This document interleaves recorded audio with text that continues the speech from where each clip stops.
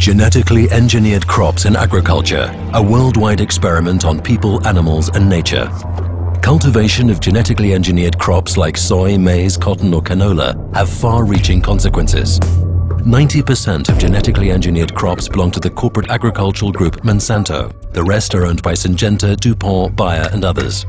Genetic manipulation of crops can have uncontrollable consequences. The function of genomes is only partially understood, but foreign genes are still introduced into crops.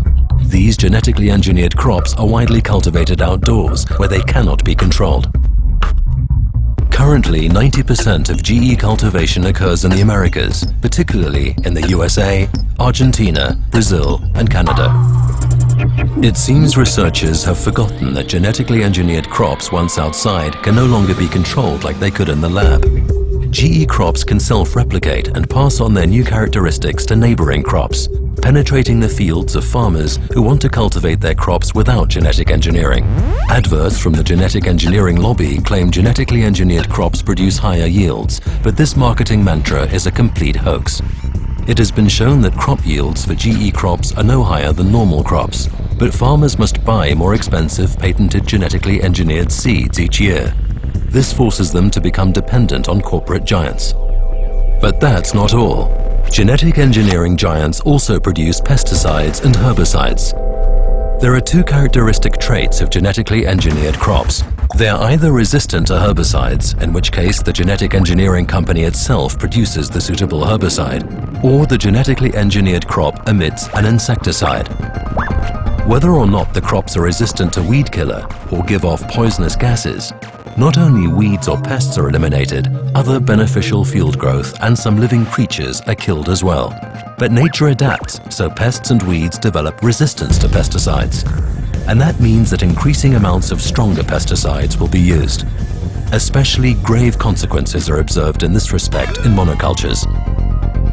For example, in South America, rainforests and other natural landscapes are destroyed every day to make room for genetically engineered monocultures and pasture.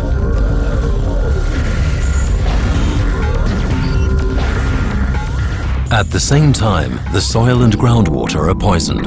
On top of that, the genetic engineering lobby claims genetically engineered crops can help to reduce world hunger. Genetic engineering is not the answer. There is enough food on Earth. The problem is that it's not distributed fairly.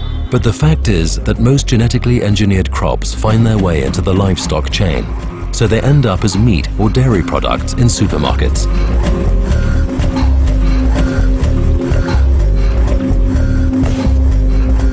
Along with all the destructive effects on the environment, one last awkward question remains.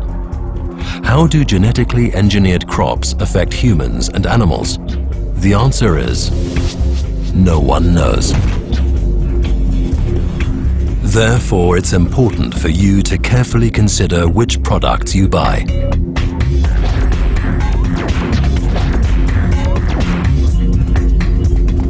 Get informed and get involved, because our world is not a testing ground.